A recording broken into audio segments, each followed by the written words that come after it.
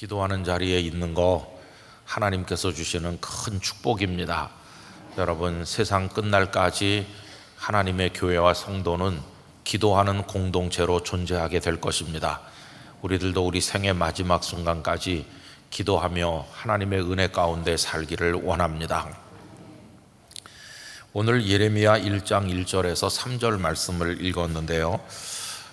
여러분, 세상에 나가서 우리가 살아갈 때 편하게 사는 방법, 모나지 않게 사는 방법, 그저 다른 사람들 하는 대로 순리에 아니면 대세에 따라서 적절하게 처신하면서 사는 것이겠죠.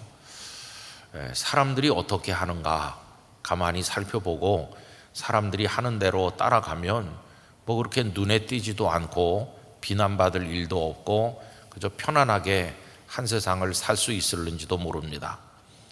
그런데 문제는 다수를 따른다고 해서 그게 옳은 것은 아니라는 게 문제입니다.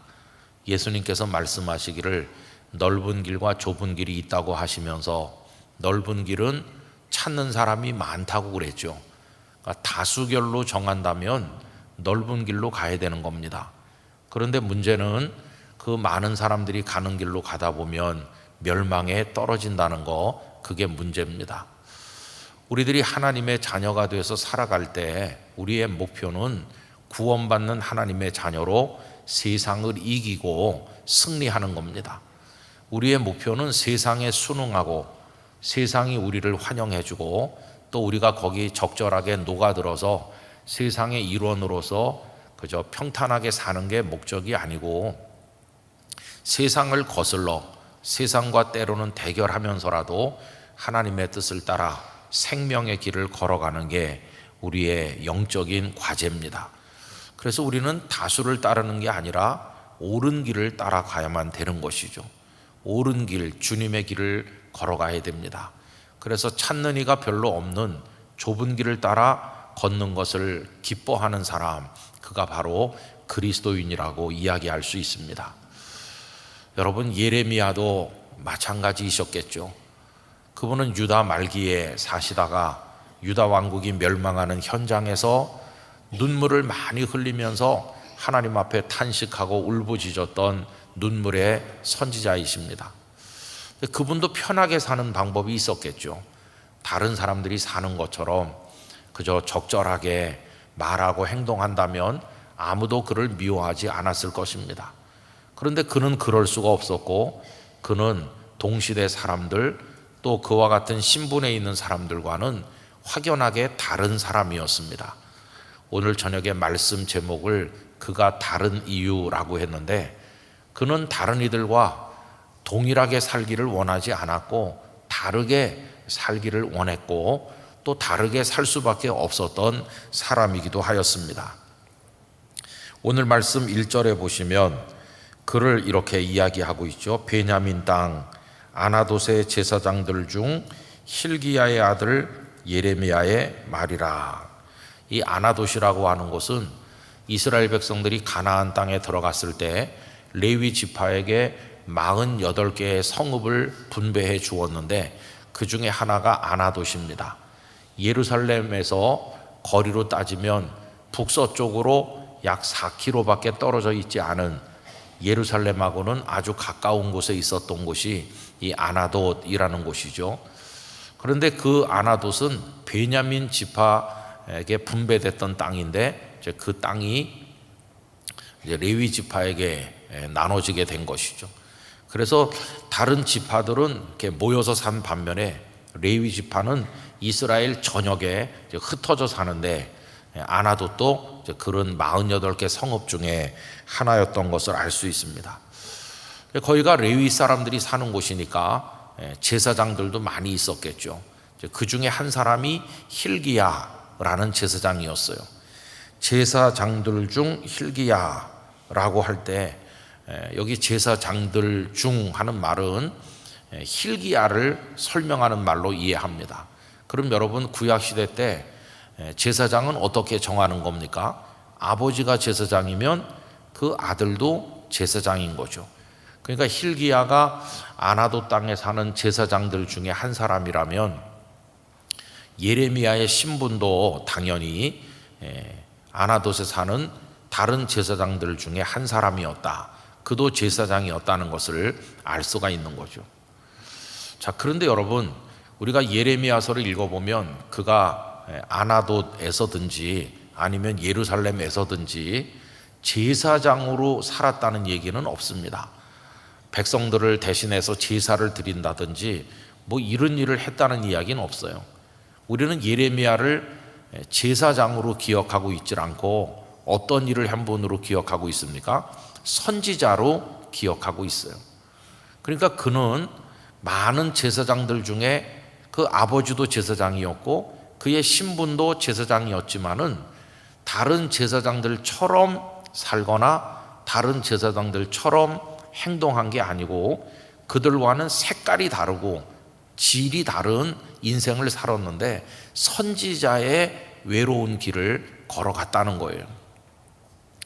만약에 예레미야가 그 당시 많은 제사장들 중 한 사람처럼 동일하게 살았다면 그는 성경에 등장하지 않을 겁니다. 그런데 그는 제사장들 중 한 사람으로 살지 않고 선지자로 살았기 때문에 예레미야서가 존재하는 거죠. 이제 그 비슷한 사람을 한 분 얘기한다면 이 예레미야서 바로 다음에 나오는 에스겔서의 에스겔입니다. 여러분, 에스겔도 제사장 가문의 사람이죠. 그도 제사장이에요. 그런데 예레미야는 예루살렘에서 말씀을 선포한 반면 이 에스겔은 바벨론의 포로로 끌려가서 바벨론에서 말씀을 선포했다는 점에서 차이가 있을 뿐이고 같은 시대 활동했던 두 사람 다 제사장인데 제사장으로 살지 아니하고 두 사람 다 선지자로 살았던 것이죠. 그래서 여러분, 이들은 다른 제사장들과는 달랐다. 자기 주변에 있는 사람들과는 다르게 살았다 하는 것을 우리가 알 수 있습니다. 제가 오늘 이 말씀을 나누는 것은 우리 안에 이런 소원이 있기 때문이에요. 여러분, 우리가 대한민국 국민으로 살지만 보통의 대한민국 국민처럼 살지 말고 다르게 살기를 원합니다. 다른 사람들은 그저 쾌락이 그들의 목적이 되고 먹고 마시고 즐기는 대로 혹은 또 세상의 가치와 세상의 여러 가지 삶의 방식을 따라서 살아갑니다. 욕망이 인도하는 대로 살지요. 그게 보통의 대한민국 사람들이에요. 그러나 우리는 대한민국 국민이라는 똑같은 신분을 가지고 이 사회 속에 살고는 있지만 좀 다른 사람으로 살기를 원합니다. 구별된 사람으로 살아가기를 원합니다. 우리는 대한민국 국민 이전에 하나님의 나라 백성인 것이죠. 그래서 우리는 이 땅의 여러 가지 삶의 패턴이나 방식에 순응하는 게 아니라 하나님께서 원하시는 게 뭘까? 하나님의 뜻에 순종하며 살기를 원하는 사람들이죠. 세상의 사람들이 가진 목적이 있다면 등 따뜻하고 배부르게 좀 더 평안하게 세상을 즐기면서 조금 더 많이 소유하고 그렇게 사는 게 사람들의 목적인데 우리는 그런 삶보다는 좀 더 거룩하게 살기를 원하고 예수 그리스도를 닮은 삶을 살기를 원하고 영이 맑은 사람이 되기를 원하고 천국의 백성이 되기를 소망하면서 구별된 가치관과 목적을 가지고 살아가지 않습니까? 여러분, 그런 의미에서 우리가 좀 다른 사람으로 살아가기를 원한다는 것입니다. 저도 이제 목사로 살면서 뭐 목사님들이 다 이제 대학에 공부도 하고 또 신학대학교를 다니는 거죠. 그래서 우리 교단 산하에는 7개의 신학교가 있습니다. 그래서 저 광나루에 있는 장로회 신학대학교도 있고 경기도 광주에도 서울장신대학교가 있고 뭐 부산에 대전에 대구에 광주에 이렇게 여러 신학대학교가 있어요. 거기 졸업하면 다 똑같이 MDB 학위를 받고 이제 목사 고시를 치고 목사 안수를 받는 거죠. 다 그저 같은 과정을 공부해요. 다 성서신학, 조직신학 뭐 이런 거 다 같이 배우고 설교학도 배우고 뭐 다 같이 배워서 같은 교단에 소속된 같은 목사가 되는 겁니다. 그리고 이제 거기서 사람들이 좀 차별화되기를 원한다면 대개의 목사님들이 다 똑같이 신대원 나오고 목사가 됐지만 나는 다른 사람들과는 좀 다르고 싶어 했을 때 어떤 면에서 다르고 싶어 할까요? 뭐 거의 대부분이 나는 좀 목회를 성공적으로 잘하는 목사가 되고 싶어, 나는 좀 말씀을 잘 전하는 목사가 되고 싶어, 뭐 나는 공부를 좀 더 많이 한 목사가 되고 싶어, 이런 여러 가지 나름대로 목적이 있을 거예요, 목표가. 그래서 이제 그 방면으로 노력도 많이 하고 애도 많이 쓰겠죠. 뭐 저도 예외는 아니었어요. 그런데 이제 이 나이쯤 돼서 생각해 보니까 이제 그런 것들에 있어서 차별화된 목사가 되고 싶다는 생각은 별로 이제는 없어졌어요. 이 나이에 무슨 목회를 성공해 가지고, 목회 성공이라는 말도 좀 맞는 말인지도 잘 모르겠거니와 뭐 그런 게 이제는 다 시들해지고요. 뭐 설교를 잘하는 목사라는 얘기를 듣고 싶다, 그런 관심도 별로 이제는 없어요.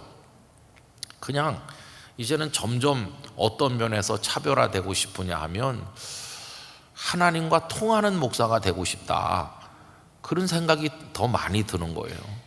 하나님과 이렇게 연결돼서 살고 싶다. 여러분, 제가 그렇게 달라져 가는 게 초점이 좀 변하는 게 잘못된 것일까요? 저는 그렇지 않다고 생각합니다. 하나님과 더 가까워지는 거, 하나님과 더 깊이 교통하는 거, 그래서 하나님께 받은 은혜가 더 가슴 속에 더 생생하고 더 간절하고 하나님의 임재와 역사를 더 진하게 체험하면서 하나님으로 인한 기쁨이 마음속에 더 날마다 샘솟아 오르고, 그거를 우리 성도들과 함께 나눈다면 뭐 유창한 설교는 아니더라도 성도들도 함께 살아나게 될 줄 믿습니다. 그래서 하나님과 더 가까이, 하나님과 통하는 사람 되고 싶다, 이제 그런 생각을 더 많이 하고 있어요. 여러분, 이 제가 제사장들 얘기도 하고 그 다음에 이분들은 제사장이지만 선지자였다는 얘기를 했잖아요. 구약 성경을 쭉 이렇게 읽어보면요, 제사장들과 선지자들은 확연하게 다릅니다. 완전히 달라요. 이렇게 설명하는 학자들이 있습니다. 제사장들은 무슨 농토가 없었어요. 제사장들에게는 살 수 있는 성만, 아까 말씀드린 것처럼 48개 성을 나눠줬지 뭐 농사를 짓거나 이렇게 하는 그런 기업을 받지는 않았어요. 그들은 하나님께 평생을 바치는 거지 나머지 지파 사람들처럼 살진 않았거든요. 그러니까 이 사람들은 무엇에 먹고 사는 게 달렸냐 하면 하나님께 달려 있었어요. 늘 성전에서 백성들을 위해서 제사하고, 그래서 레위기 말씀 읽어보면은 이 제사장들의 수입, 먹고 사는 방식이 농사를 짓고 목축하는 게 아니라 백성들이 와서 제사를 드리고 가면 그 제물에 남은 것들이 이 제사장들의 몫이었어요. 백성들이 11조를 드리면 그 11조를 레위인들과 제사장들이 자기들의 것으로 했어요. 그래서 그걸로 먹고 사는 거예요. 그 대신 그들은 오로지 하나님께만 집중하고 백성들의 신앙생활을 돌보고 인도하는 영적 사명을 이제 감당하도록 되어 있었어요. 근데 여러분, 이스라엘 백성들의 신앙이 다 살아있고 하나님 앞에 진실할 때는 모든 백성들이 다 하나님 앞에 경배하고 제사를 드리니까 11조도 잘 바쳐서 제사장들이 먹고 사는데 별 문제가 없었어요. 근데 다 바알신을 숭배하고 형편없이 타락하면은 백성들이 하나님 앞에 오지도 않고 제사도 안 드리고 11조도 안 드리면 이 제사장들은 먹고 살기가 어려운 거예요. 성전에다가 사람들이 갖다 바쳐야 그걸로 먹고 살 텐데 성전에 와서 바치지도 않고 오지도 않으니까 이 제사장들이 그 자리를 지키지 못하는 거예요. 그래서 성경 읽어보면 레위 사람들, 이런 사람들이 도저히 거기서 먹고 살 수가 없어가지고 그냥 다 버리고 떠나서 보통 사람처럼 농사 짓고 보통 사람처럼 사는, 이렇게 성전 시스템이 망가져 버린 그런 경우가 많이 있어요. 우리 오늘의 교회도 똑같습니다. 이제 교회가 왕성하고 교회가 건강하면 성도들이 많이 모여서 하나님 앞에 감사헌금도 드리고 11조도 드리고 선교헌금도 드려서 교회 창고를 채우는 거죠. 그러면 이제 그걸로 교회가 봉사도 하고 선교도 하고 다 하고, 또 교회에서 전념해서 일하는 교육자들에게 생활비도 주기도 하고, 우리 영락교회도 그런 거 아닙니까? 근데 만약에 교회가 병들어 가지고 매일 싸우기나 하고 그러면 사람들이 오질 않아요. 오질 않으면은 그 교육자들은 어떻게 살아가는 방식이 없어요. 그러니까 어떤 목회자들은 교회를 떠나는 거예요. 목회를 버리고 그냥 떠나서 그냥 보통 성도들처럼 취직을 하던가, 이런 교회가 이제 무너지는 거죠. 이 정말 안타까운 그런 일인데, 구약 시대도 그런 일이 많았어요. 그러니까 이 제사장들은 사람들이 와서 하나님 앞에 제사를 드리기만을 기다리는 거예요. 그게 백성들의 신앙이 사는 길이기도 하고, 인간적으로 말하면 제사장과 레위인들이 살아남는 방식이기도 하니까 사람들이 좀 많이 오길 기다렸고, 그들이 하나님 앞에 제물을 많이 바치기를 기다리는 거죠. 그럼 여러분, 두 사람이 왔다고 합시다. 그런데 한 사람은 가난한 보통 사람이에요. 그럼 이 사람이 많이 바칠 수가 있겠어요? 이 가난한 보통 백성은 드릴 수 있는 게 없으니까 조금밖에 드리지 못하겠죠. 그런데 같이 온 한 사람은 힘 있는 귀족이에요. 재산이 많고. 그런 사람이 오면은 이 사람은 화목 제물을 드리든지 뭘 드리든지 엄청나게 많은 걸 드릴 거 아니겠어요? 그러면 제사장들은 마음이 누구한테로 기울까요? 이 가난한 보통 사람을 위해서는 축복 기도를 한 반쯤 하다가 말고, 이 사람에게는 엄청나게 축복 기도를 해주겠죠. 이게 이제 타락해 가는 과정입니다. 두 사람 다 똑같은 하나님의 백성인데, 이 제사장이 물질에 눈을 뜨게 되면은 많은 걸 바치는 이 힘 있는 사람에게 마음이 기우는 거예요. 그런데 힘 있는 귀족 정도가 아니고 부자 정도가 아니라 왕이 와서 제사를 드리면 어떻게 될까요? 이 왕은 하나님 앞에 타락한 왕이고 하나님이 미워하시는 왕인데, 그래도 체면상 1년에 몇 번은 와가지고 제물을 바치는데, 마음에도 없는 제물을 체면 세우느라고 엄청나게 왕의 체면에 맞을 정도로 바치고 가는 거예요. 그럼 제사장이 그 왕을 향해서 뭐라고 말해야 되겠습니까? 그 제사장의 양심이, 신앙이 살아있는 사람이라면 왕을 꾸짖어야 됩니다. 당신이 제사를 드리고 가지만 하나님이 이런 제물은 받지 않으십니다. 당신의 신앙이 다 무너져서 하나님의 집에 와서 제사 드리고 이제 바로 발길 돌려서 우상의 전각으로 갈 거 아닙니까? 하나님 앞에 제사하고 그 다음에 바알에게로 갈 거 아닙니까? 이런 제물은 하나님이 받지 않으십니다. 정신 차리고 회개하세요. 이렇게 해야 그게 제사장이 자기 사명을 다하는 거죠. 근데 목구멍이 포도청이라고요. 이 제사장이 왕이 드린 엄청난 그것에 그냥 마음이 녹아내린 나머지 바알신에게 제사를 하든지 말든지, 왕은 축복을 많이 받으십시오. 하나님이 왕과 함께 하실 겁니다. 이러는 거예요. 그러니까 이 성전의 제사장들이 권력이 있고 돈 있는 왕과 왕권에 가까이 있는 이 귀족들, 힘 있는 사람들하고 이 결탁이 돼가지고 다 같이 썩고 부패하는 거예요.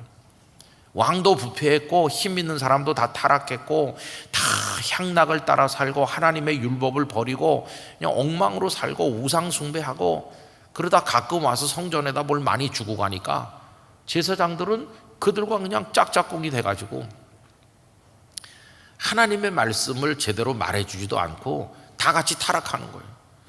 구약의 예루살렘 성전이 하나님의 버림을 받아서 바벨론 느부갓네살 왕에게 짓밟히고 할 때 다 그렇게 타락한 거예요. 제사를 드리지만 그 옆에 우상도 같이 있고 다 무너지는 거예요. 이게 제사장들의 모습이었어요. 숫자도 많죠, 그죠? 그런데 선지자는 어떻습니까? 선지자는 전혀 다릅니다. 선지자는 자기 생업이 있었어요.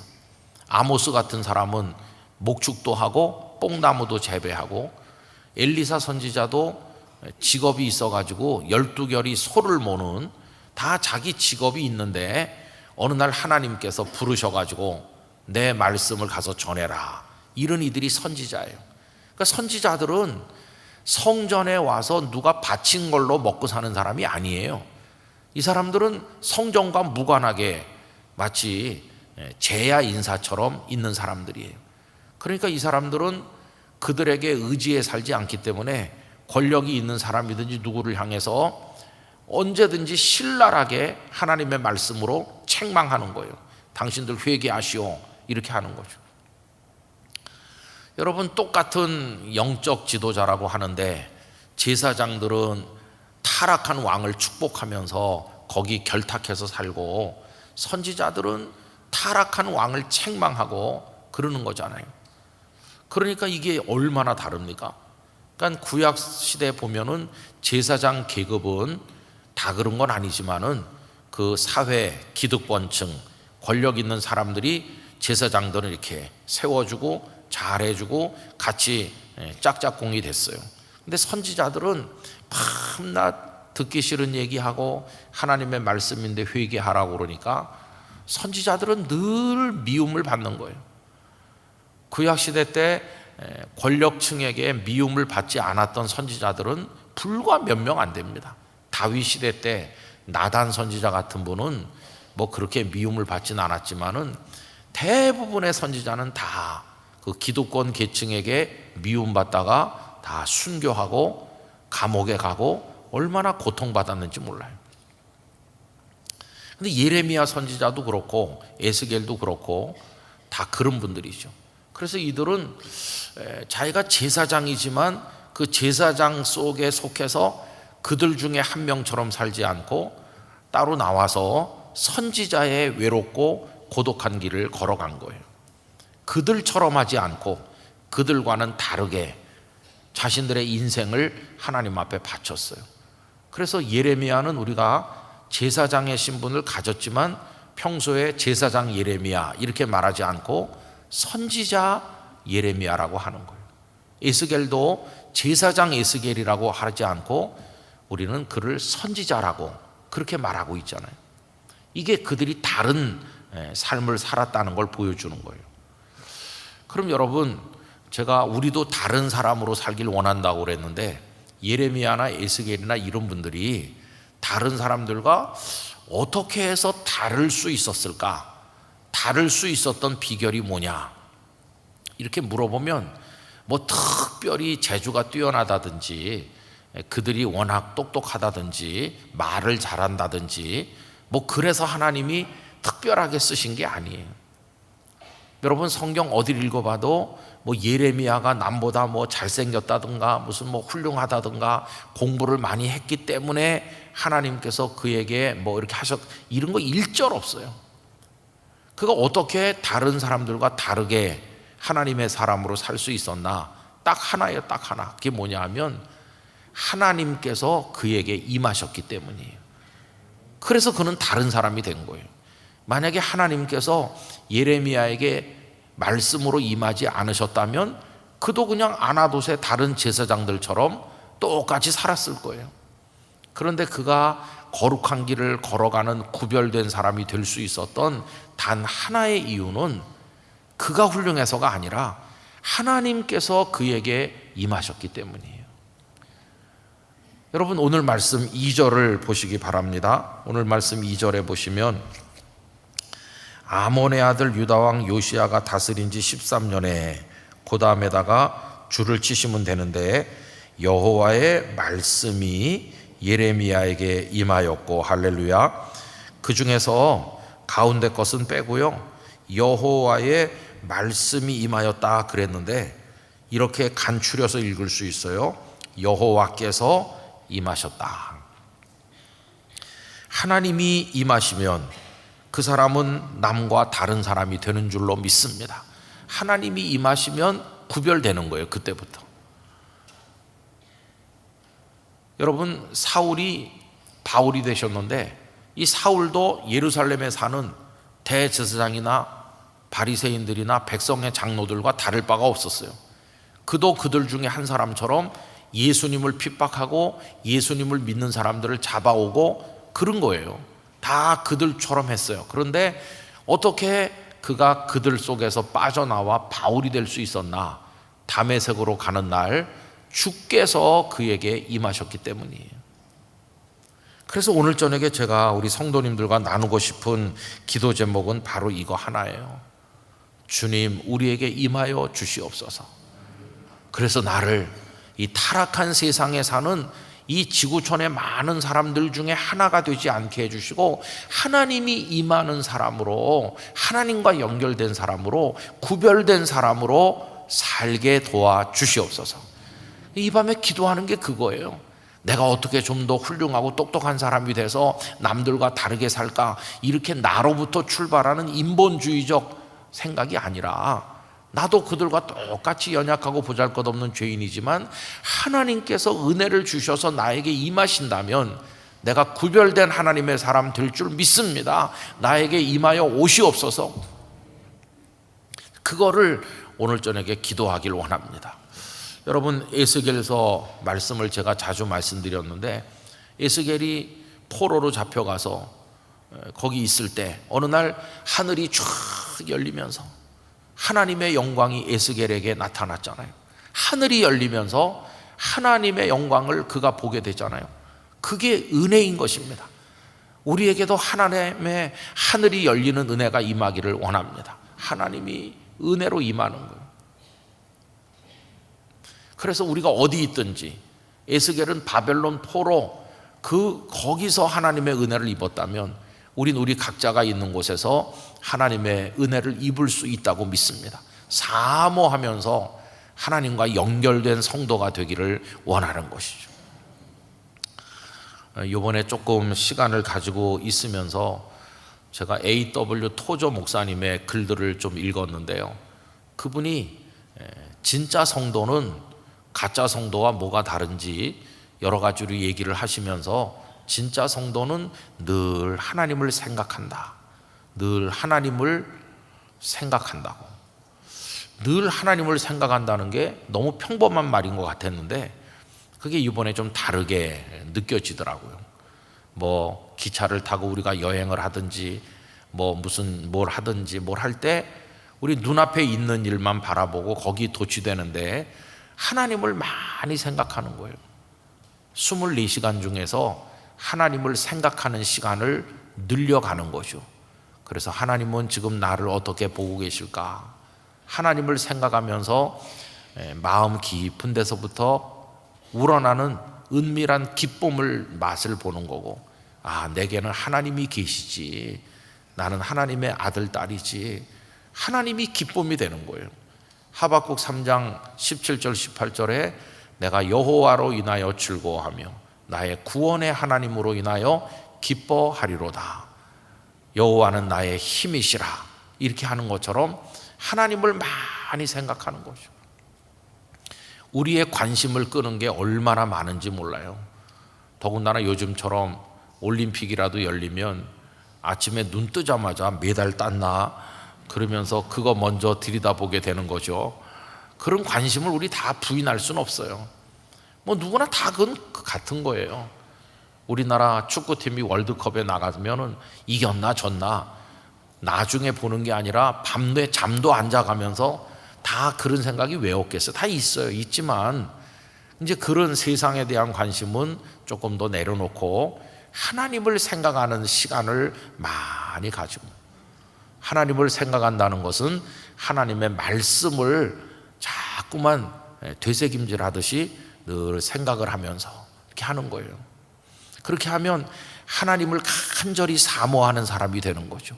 하나님의 은혜를 사모하고 하나님이 나에게 문 열어주시기를 사모하고 하늘 문을 열어주시고 그발 강가에 에스겔에게 나타나시듯, 그리고 예레미야에게 임하여 오셨는데 하나님 저에게도 때로는 말씀으로 임하여 오시고 때로는 따뜻한 손으로 저를 어루만지시고, 다니엘서에 보면 다니엘을 어루만지신다는 표현이 여러 군데 나오거든요. 여러분, 하나님의 손이 나를 어루만지신다, 이거 얼마나 생각만 해도 황홀한 이야기입니까? 하나님을 사모할 때 하나님께서 당신의 시선을 우리에게 주시고 따뜻하게 바라보시고 손 내밀어 어루만지시고 쓰러졌을 때 일으켜 세우시고 우리 지각이 어두워졌을 때 성령님으로 하나님의 말씀을 붙들게 도와주시고 깨닫게 하시고 하나님을 체험하는 영적 체험을 주실 때 하나님과 연결된 사람이 되는 거예요. 땅에 살지만, 한때 유행했던 책의 제목처럼 땅에 살지만 하늘의 사람으로 사는 거예요. 하늘에 속한 사람으로. 여러분, 그게 우리의 남아있는 인생의 목적이 되고 기쁨이 되고 오늘의 삶을 이기게 만드는 영적 원동력이 되기를 원하는 것입니다. 그래서 현실적인 기도 제목이 많아요. 정치하는 사람들도 좀 잘하게 해주세요. 김정은도 좀 정신 차리게 해주세요. 기도 제목이 많은데 오늘 저녁에는 그 중에서 내가 하나님과 연결된 사람이 되고 싶다. 하나님 저에게도 임하여 오시옵소서. 이 기도 제목, 그래서 여러분이 하나님과 통하시게 되기를 축원합니다. 하나님과 연결되면 나머지는 다 하나님께서 은혜로 인도하실 줄 믿습니다. 하나님과 끊어지면 100가지 기도를 드려도 그건 끝이에요. 그러나 하나님과 연결되면 그게 모든 것의 근본 아니겠어요?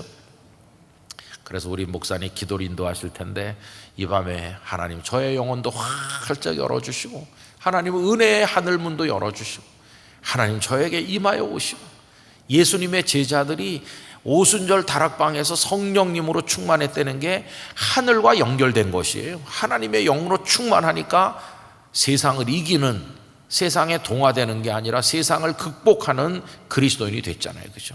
여러분, 그런 은혜가 이 밤에 우리에게 임하게 되기를 간절히 축원합니다. 우리 다 같이 머리 숙여서 기도하도록 합시다. 이 시간에 우리 좋으신 하나님, 참 좋으신 나의 하나님 잠시 부르고 그리고 저와 함께 기도 하나 하고 우리 목사님 나오셔서 기도 인도하겠습니다. 좋으신 하나님 찬양합시다. 하나님을 생각하면서 얼마나 좋으신 내 하나님이신가 생각하면서 찬양합시다. 좋으신 하나님, 좋으신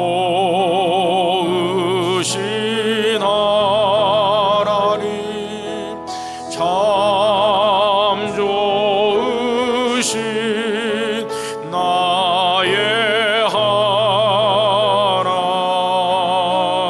두 손 들고 찬양하겠습니다. 좋으신 하나님, 좋으신 하나님, 참 좋으신 나의 하나. 우리의 기도를 응답해 주시네.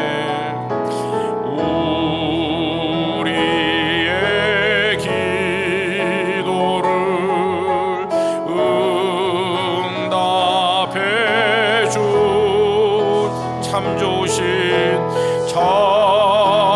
좋으신 나의 하나. 생명의 말씀을 먹여 주시네. 생명의 말씀을 먹여 주시네. 참 좋으신 나의 하나님. 성도 여러분, 이 좋으신 하나님이 여러분의 하나님이심을 믿으시기 바랍니다. 하나님과 연결되어 살길 원합니다. 하나님과 친하게 지나시길 바랍니다. 은혜의 세계와 연결되시기를 축원합니다. 이제 다 같이 주님 부르며 하나님 저에게 임하여 오시옵소서. 다 같이 부르짖어 기도하겠습니다. 주여, 사랑이 많으신 나의 하나님 아버지, 하늘 문을 열어 주시기 주시기를 원합니다. 우리 각자에게 임하여 오시옵소서. 은혜로 오시옵소서. 사랑으로 오시옵소서. 말씀으로 오시옵소서. 능력으로 오시옵소서. 하나님과 연결된 사람이 되게 하여 주시옵소서. 하나님과 연결됨으로써 예레미야는 다른 사람과 다른 사람이 되었고, 예레미야뿐만 아니라 에스겔도 다른 사람과 다른 이가 되었고, 사울이 바울이 되었고, 다른 사람과 다른 사람이 되었습니다. 주여, 저희에게 이 밤에 임하여 주시옵시고, 하나님과 연결된 그리스도인으로 살아갈 수 있도록 우리 각자에게 역사하여 주시기를 원합니다. 죄악의 세상, 어두운 세상, 욕망의 세상, 무너질 멸망의 세상에 동화되어 사는 것이 아니라 하나님의 사람으로 살아갈 수 있도록 은혜를 주옵소서. 하나님 아버지, 강하게 이 밤에 역사해 주시고, 우리 각자에게 하나님의 사람으로 인을 쳐주시고, 하나님의 백성으로 승리할 수 있도록 역사하여 주시옵소서. 믿습니다. 하나님을 깊이 생각하며 하나님을 의지하며 하나님과 연결된 성도로 살아가게 하여 주시옵소서.